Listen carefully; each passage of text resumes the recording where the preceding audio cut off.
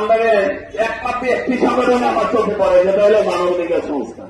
এই সংস্থাটা যে কাজগুলো করেন, এই ফান্ডারে এতগুলা দল আছি আমরা, এত সংস্থা আছে, কিন্তু কেউ তো কোনোদিন এই বিপদে যাচাই করি না। কিন্তু এদের যে কাজ, এদের যে সিস্টেম, এদের যে ত্যাগ, এই ত্যাগের আসলে ঋণ আমরা শোধ করতে পারবো না।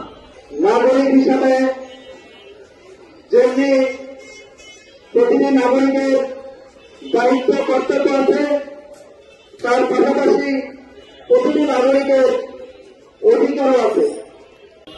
৭৭তম বিশ্ব মানবাধিকার দিবস ৭৭ বছর শেষ হওয়ার পরেও বাংলাদেশ সহ সারা বিশ্বে মানবাধিকার কার্যক্রম চলমান রয়েছে, কিন্তু মানবাধিকার মন্ত্রণালয় না থাকার কারণে সরকারিভাবে সহযোগিতা এরকমভাবে পরিচালনা না করার কারণে আর হিউম্যান রাইটস শক্তিটি মানুষের কাছে গ্রহণযোগ্য হচ্ছে না।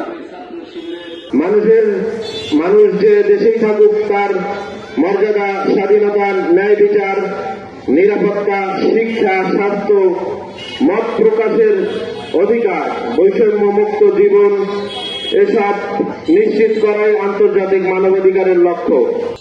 আন্তর্জাতিক মানবাধিকার প্রতিষ্ঠানের ফাউন্ডেশন কর্তৃক আয়োজিত আজকের পড়াশোনা ইসলাম আমাদেরকে সেই সুযোগ থেকে এটা শিখিয়েছে, ন্যায় বিচারের ক্ষেত্রে এই দিনে একত্রিত হয়েছি আল্লাহ একটা ভালো উদ্দেশ্য নেই। আল্লাহ